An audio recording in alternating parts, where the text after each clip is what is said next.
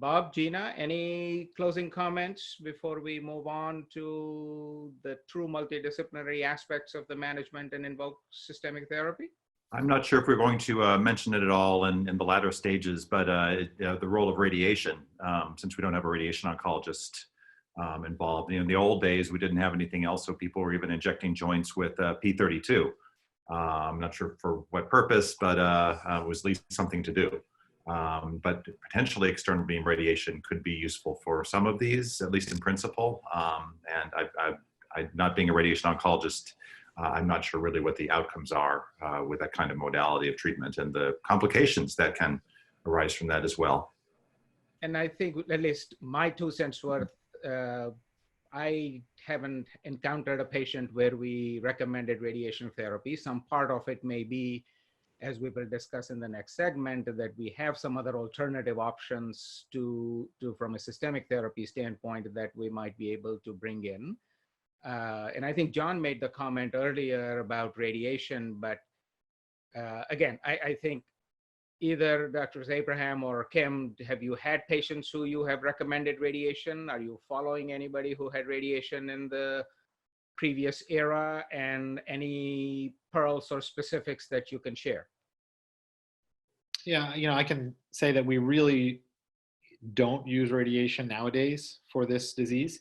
And in the past, it was used, and just like Dr. Mackey had mentioned, it both intra-articular forms and external beam type forms of radiation were used. And I think it is clear based on studies that have patients who are treated with radiation that it does decrease the recurrence rate significantly, which we expect for radiation to do.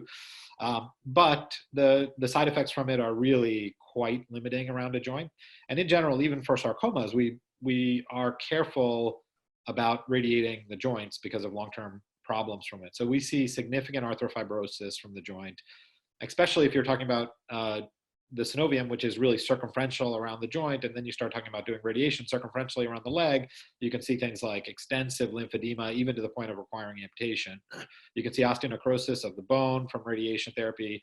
The stiffness can be really severe.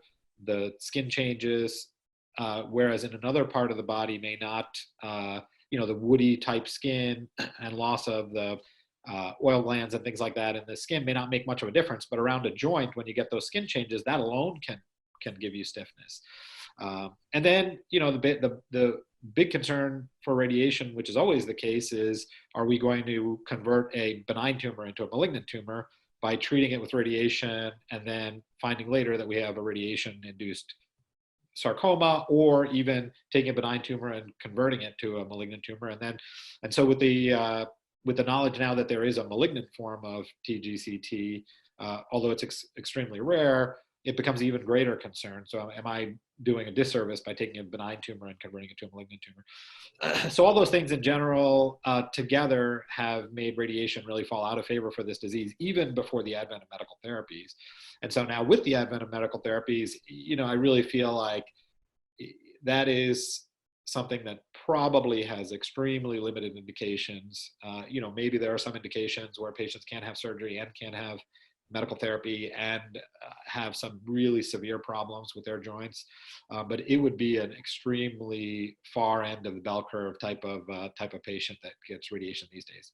I have not prescribed radiation to any of my patients for TGCT, PVNS, for all the reasons that Dr. Abraham mentioned. I just want to make a side note that, when patients have come to us for an evaluation for recurrence and they've had radiation therapy, surgical option in my mind is actually even further down the line. I don't want to operate on those patients because then you end up with wound complications and further problems, where I think that starts to lead down the path of potential amputation if you can't get control of the disease surgically.